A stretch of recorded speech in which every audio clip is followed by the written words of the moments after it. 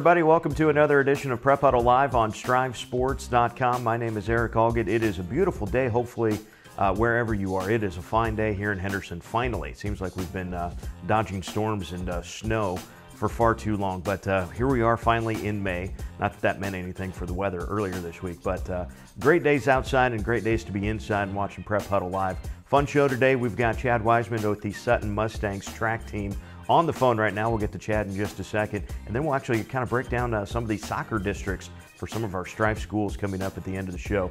So excited to get into it. Our guest joining us, as always, on the Truck Center Company's hotline for great career opportunities. You can log on to their website, dieseltex.com. Now we bring in Chad Wiseman with the Sutton Mustangs.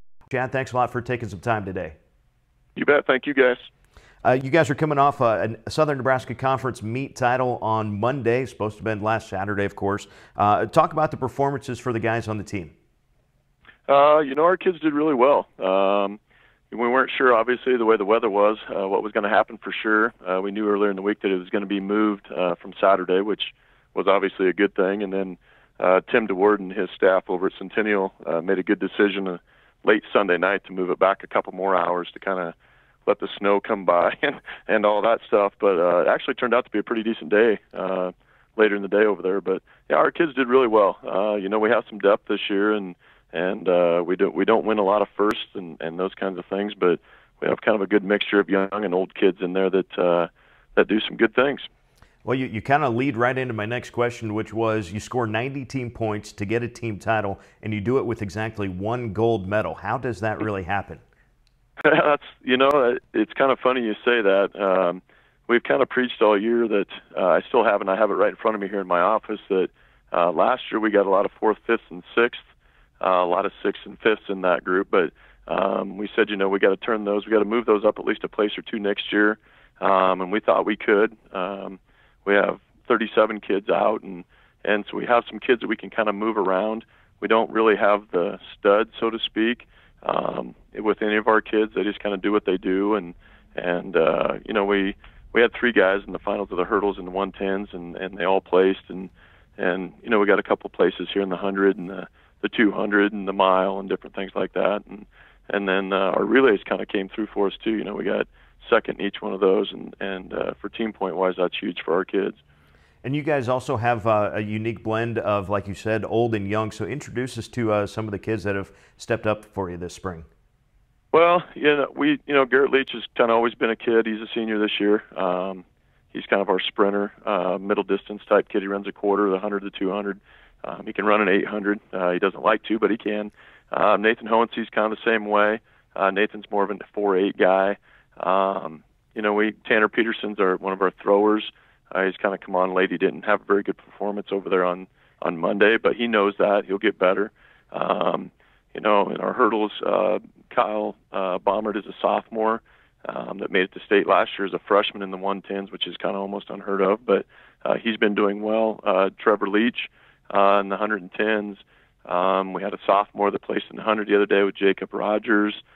We had a freshman place in the mile the other day, and so we just, we have some kids that we had a freshman triple jumper. He got 6th the other day. So, our kids we always tell our kids kind of worry about themselves and nobody else, and so far they've done that. We hope it continues.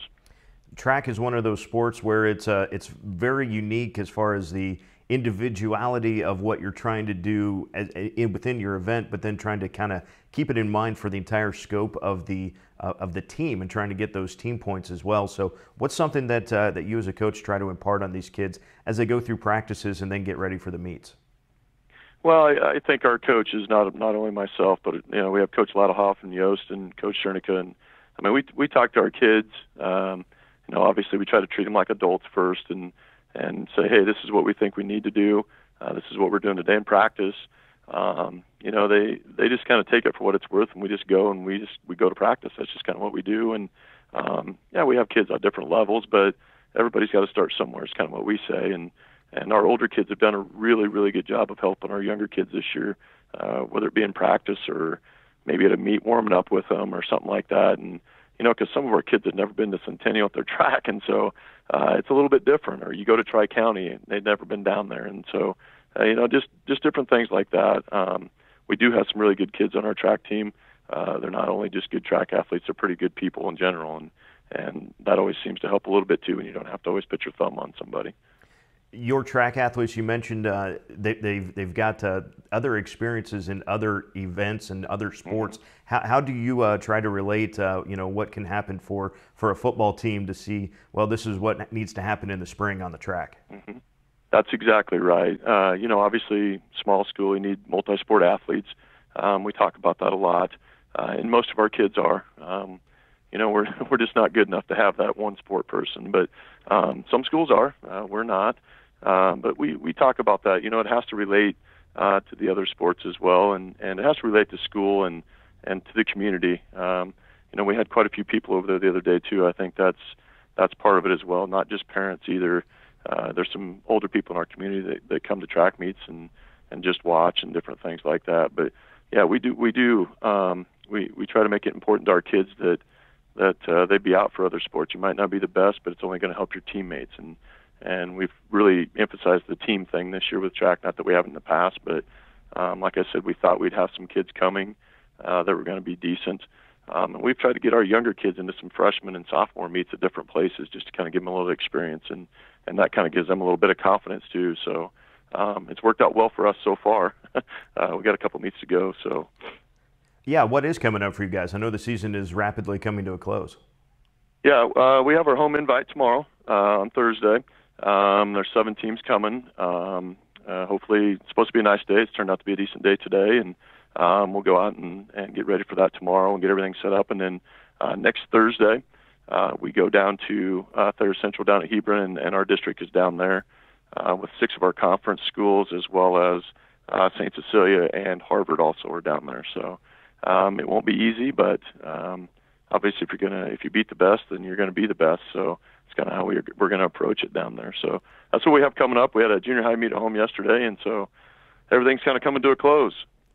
And Burke Stadium is obviously the ultimate goal. Is where everybody wants to be here in a couple of weeks. From a coaching perspective, what's the best thing for you at the state meet? Well, to see your kids succeed. I guess that's our biggest thing. We've been fortunate enough to have some athletes here in the past that have been able to get some medals down there, and we've taken some kids that have not.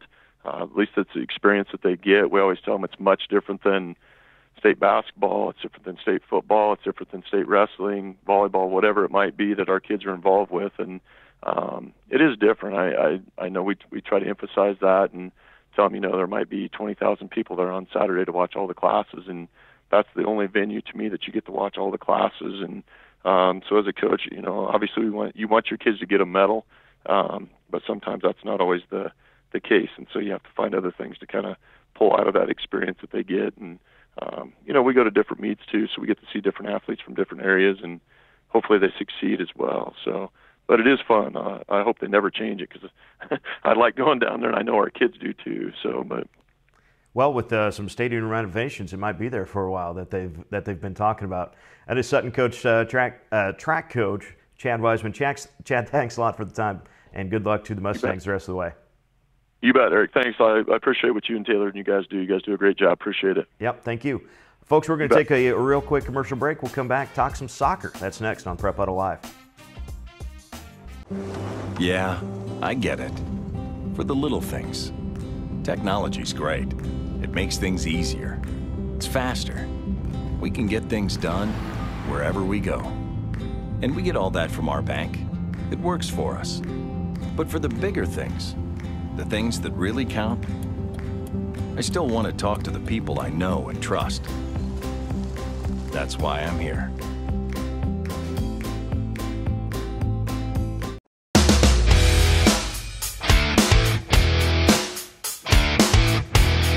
Trucking industry gives you a lot of opportunity for careers because there's such a wide, vast list of possibilities and areas that you can go into. As technicians, these trucks are as advanced as cars are today, so we need technicians that can work on them and understand how to work a computer system and get them up and running so the customer can make money. These trucks are workhorses, but they're built for comfort and they're easy to drive. Freightliner builds these trucks for drivers' wants and customers' needs.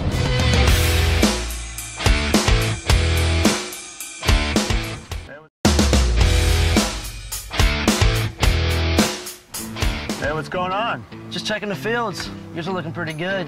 Must be doing something right. Actually, I got a guy. You got a guy? Well, it's not just any guy. I got a channel seedsman. Channel, yeah? Yeah, I've been working with him pretty close to get, well, you can see for yourself. This is what I'd recommend. Let's get to work.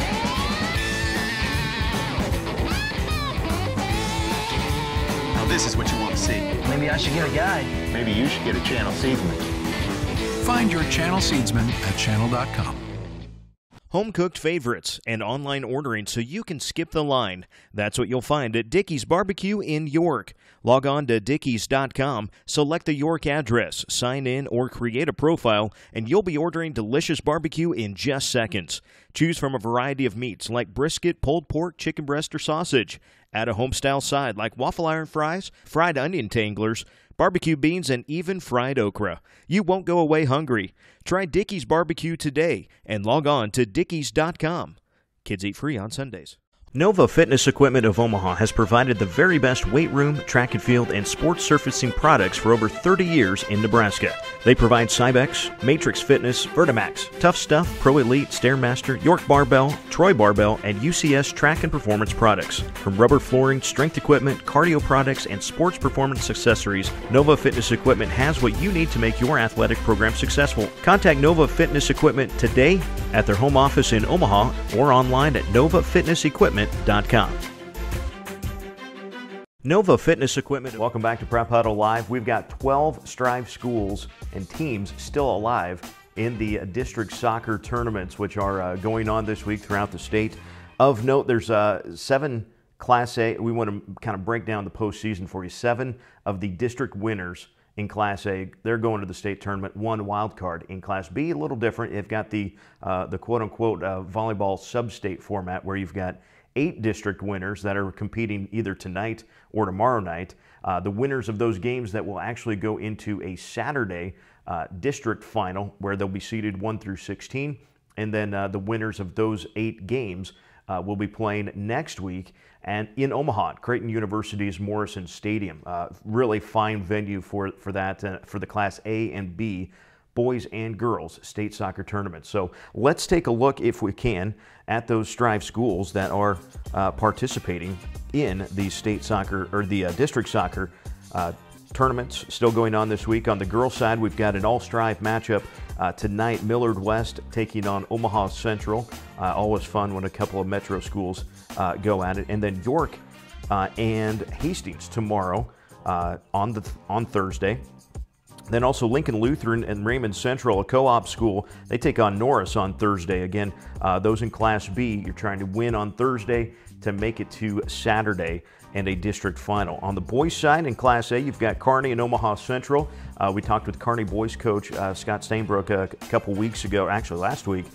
So they were excited to be able to play at home. They've only had 4 regular season home games all year. They're going to get 2 of them in districts as they take on Omaha Central coming up on Thursday. Also, Millard West is taking on Lincoln East on Thursday as well. And then you go down to Class B where you've got a fun one. Aurora gets a kind of the upset win, if you will, over Grand Island Central Catholic earlier this week. So Aurora taking on York in a sub-district. You've also got Grand Island Northwest taking on Hastings, also in York. Crete is taking on Norris. That's actually at Doane University. And then Schuyler, who is a grand total of 16-1 on their season. They take on South Sioux City on Thursday. That game is actually at Morningside College where they will be playing. So best of luck to all of our Strive teams and schools that are participating in districts and sub-districts. And again, Class B trying to make it to Saturday so that you can try to make it to Morrison Stadium coming up next week. But the state soccer tournament, it's fun. If you haven't been to state soccer, it's worth it to kind of take in the Omaha skyline while you're watching the high school athletes. It's a lot of fun. Next events coming up for us next week. Well, Prep Huddle Live. Next week we will be on the road heading to Grand Island, and Buffalo Wild Wings is where we will be on location for one of our final Prep Huddle Lives of the entire school year.